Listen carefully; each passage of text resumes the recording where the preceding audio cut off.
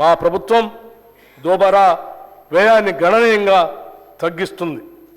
Kaleshwaram project లాంటి నిరర్ధకమైన ఆస్తులు పెంచుకుంటూ వాటిని తెలంగాణ ప్రజలకు భారంగా చేయటం మా విధానం కాదు. కేవలం తెలంగాణ ప్రజలు అభివృద్ధి చెందటం, వారు సంతోషంగా ఉండటం మాత్రమే మా లక్ష్యాలు. దీనికి అనుగుణంగానే మా ప్రభుత్వ విధానాలు ఉంటాయని నేను ఈ బడ్జెట్ ప్రతిపాదనల ద్వారా మరొక్క మారు స్పష్టం చేస్తున్నాను. అధ్యక్ష, 2024-25 సంవత్సరానికి సంబంధించిన బడ్జెట్ ప్రతిపాదనలు సభకు సమర్పించదలుచుకున్నాం. 2022-23 అకౌంట్లు 2022-23 ఆర్థిక సంవత్సరం లెక్కల ప్రకారం 2,04,523 కోట్ల రూపాయలు ఖర్చు అయింది. రెవెన్యూ మిగులు 5,944 కోట్ల రూపాయలు. ద్రవ్య లోటు 32,557 కోట్ల రూపాయలు. 2023-24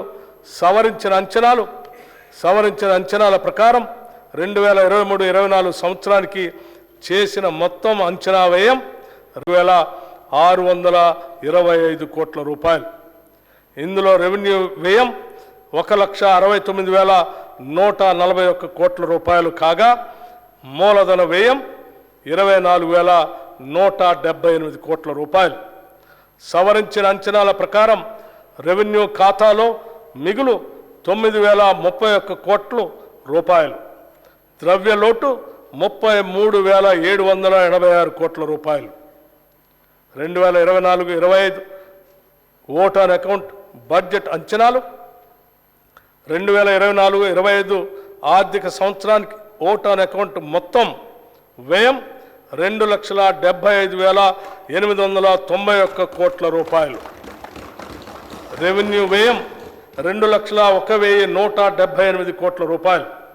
మూలధన వ్యయం 29,669 కోట్ల రూపాయలుగా ప్రతిపాదిస్తున్నాను. 2024-25 సంవత్సరానికి ఓట్ ఆన్ అకౌంట్ బడ్జెట్ ప్రతిపాదనను సభా ఆమోదం కోసం ప్రవేశపెడుతున్నాను. జై తెలంగాణ, జై Hind. Annual financial statement budget vote on account for 2024-2025 presented. The House is adjourned to meet again at 10 a.m. on Monday, 12th February 2024.